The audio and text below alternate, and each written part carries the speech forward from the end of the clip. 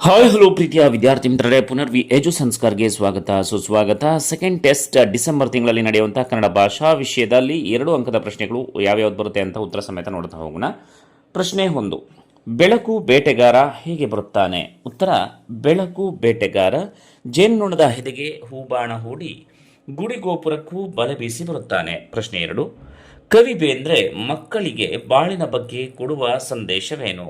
ಮಕ್ಕಳೇ ಹುಸಿನಿದ್ದೆ ಸಾಕು, ಈ ತುಂಬಿ ಬಾಳು ತುಂಬಿರುವ ತನಕ ತುಂಬಿ ಕುಡಿಯಬೇಕೆಂದು ಸಂದೇಶ ನೀಡುತ್ತಾರೆ. ಪ್ರಶ್ನೆ 3, ಹುಸಿನಿದ್ದೆ ಸಾಕು ಎದ್ದೇಳಿ ಎಂದು ಕವಿ ಮಕ್ಕಳಿಗೆ ಹೇಳಲು ಕಾರಣವೇನು? ಉತ್ತರ: ಹುಸಿನಿದ್ದೆ ಮಾಡುತ್ತಾ ಯೌವನದ ಸಮಯವನ್ನು ದುಡಿಯದೆ ವ್ಯರ್ಥವಾಗಿ ಕಳೆಯಬೇಡಿರೆಂದು ಕವಿ ಮಕ್ಕಳಿಗೆ ಕೇಳಿ ರಸ ಕುಡಿಯಲೇಳಿ ಹುಸಿನಿದ್ದೆ ಸಾಕು ಎದ್ದೇಳಿ ಎಂದು ಹೇಳಿದ್ದಾರೆ. ಪ್ರಶ್ನೆ 4, ಕವಿಯ ಪ್ರಕಾರ ಮುಪ್ಪು ಮತ್ತು ಹರೆಯದ ನಡುವಿನ ವ್ಯತ್ಯಾಸವೇನು? ಉತ್ತರ: ಕವಿಯ ಪ್ರಕಾರ ಮುಪ್ಪು ಚಿಂತನದೆ ಮುಳುಗಿದ್ದರೆ ಹರೆಯವು ಮಾನವನ ಜೀವನದ ಬೆಳಗುಜಾವ ನಿರಂತರವಾದ ಕ್ರಿಯೆಗಳ ಮೂಲಕ ಯೌವನದಲ್ಲಿ ದುಡಿದು ಸಫಲತೆಯನ್ನು ಪಡೆಯಬೇಕು ಎಂದು ಬೇಂದ್ರೆಯವರು ಹೇಳಿದ್ದಾರೆ. ಪ್ರಶ್ನೆ 5, ಬಾನು ಮತ್ತು ಮರದ ನಿತ್ಯ ನೂತನತೆಯ ಬಗ್ಗೆ ಕವಿ ಏನು ಹೇಳಿದ್ದಾರೆ? ಉತ್ತರ: ಬಾನು ನಿತ್ಯ ಪ್ರಕಾಶಿಸಲು ಸಾಧ್ಯ, ಮರ ಪುನಃ ಚಿಗುರಲು ಸಾಧ್ಯ ಎಂದು ಕವಿಯ ಅಭಿಪ್ರಾಯ. ಪ್ರಶ್ನೆ 6, ಮಗು ಹುಟ್ಟಿ ಬೆಳೆದದ್ದು ಎಲ್ಲಿ? ಉತ್ತರ: ಮಗು ಹುಟ್ಟಿದ್ದು ಆಸ್ಪತ್ರೆಯಲ್ಲಿ, ಬೆಳೆದದ್ದು bus, tram, car, taxi, electric ಟ್ರೇನುಗಳಲ್ಲಿ. ಮಗು ಏನನ್ನು ಕುಡಿದು ಬೆಳೆಯುವುದು? ಉತ್ತರ: ಮಗು ಕಾಣದೆಮ್ಮೆಯ ಕೆಚ್ಚಲು ಕರೆದು ಕಳುಹಿಸಿದ ಬಾಟ್ಲಿಯ ಹಾಲು, ಗ್ರೈಪ್ ಸಿರಪ್, ಹಾರ್ಲಿಕ್ಸ್ ಇತ್ಯಾದಿಗಳನ್ನು ಕುಡಿದು ಬೆಳೆಯುವುದು. ಪ್ರಶ್ನೆ 8, ಮಗು ಏನೇನು ಕಲಿಯಿತು?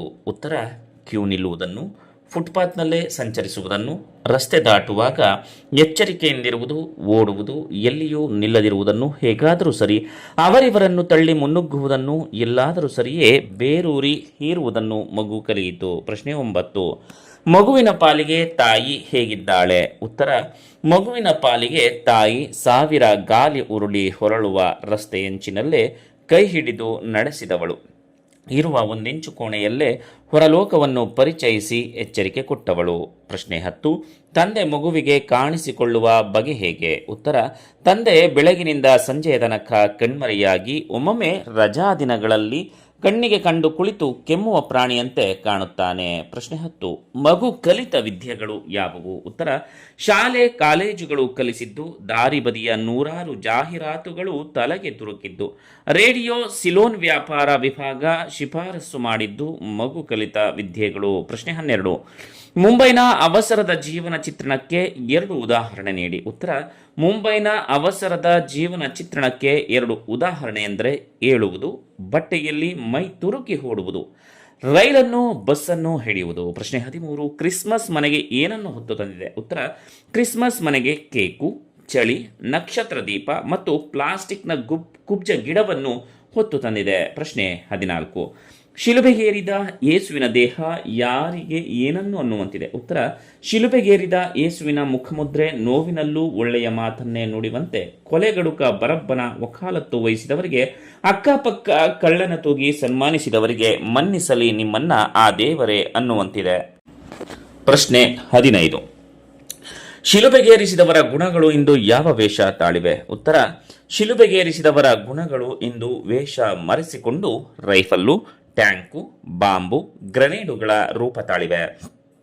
ಪ್ರಶ್ನೆ 16, ಯಾವ ಸಂದೇಶವನ್ನು ನೀಡುವ ರೀತಿಯಲ್ಲಿ ಜೀಸಸ್ ಶಿಲುಬೆಯೇರಿದ್ದಾನೆ? ಉತ್ತರ: ನಿಮ್ಮ ಸಾಮ್ರಾಜ್ಯ ಇರುವ ತನಕ ಮಾತ್ರ, ನಂತರ ನಿಮ್ಮ ಕ್ರೋಧ ತಿಳಿಗೇಡಿತನಕ್ಕೆ ತುಪ್ಪ ಸುರಿಯಲು, ದುಷ್ಟತನವನ್ನು ನಾಶ ಮಾಡಲು ದೈವಿ ರಾಜ್ಯ ಬಂದೇ ತೀರುತ್ತದೆ ಎಂಬ ಸಂದೇಶವನ್ನು ನೀಡುವ ರೀತಿಯಲ್ಲಿ ಜೀಸಸ್ ಶಿಲುಬೆಯೇರಿದ್ದಾನೆ. ವಿದ್ಯಾರ್ಥಿಗಳೇ, ಇದಿಷ್ಟು ನಿಮ್ಮ ಸೆಕೆಂಡ್ PUC ಸೆಕೆಂಡ್ ಟೆಸ್ಟ್ ಕನ್ನಡದ 2 ಅಂಕದ ಪ್ರಶ್ನೆಗಳು. ಮಿಸ್ ಮಾಡದೇ ಈ ವಿಡಿಯೋನ ಶೇರ್ ಮಾಡಿ, ಜೊತೆಗೆ ಡಿಗ್ರಿ ನೋಟ್ಸ್ಗಳಿಗಾಗಿ ನಮ್ಮ ಚಾನಲ್ನ ಸಬ್ಸ್ಕ್ರೈಬ್ ಮಾಡ್ಕೊಳ್ಳಿ. ಪಾಸಾದ ಮೇಲೆ ನಿಮಗೆ ಡಿಗ್ರಿನಲ್ಲಿ ನೋಟ್ಸ್ನ ಕೊಡೋದಿಲ್ಲ, ಆದರೆ ನಾವು ಪುನರ್ವಿ ಎಜು ಸಂಸ್ಕಾರ ಚಾನಲ್ ಮುಖಾಂತರ ಎಜುಕೇಷನ್ ಅಪ್ಡೇಟ್ಸ್, ಸ್ಕಾಲರ್ಶಿಪ್ ಅಪ್ಡೇಟ್ಸ್ನ ತಿಳಿಸ್ಕೊಡ್ತೇವೆ. ಮತ್ತೆ ಮುಂದಿನ ವಿಡಿಯೋದಲ್ಲಿ ಸಿಗೋಣ.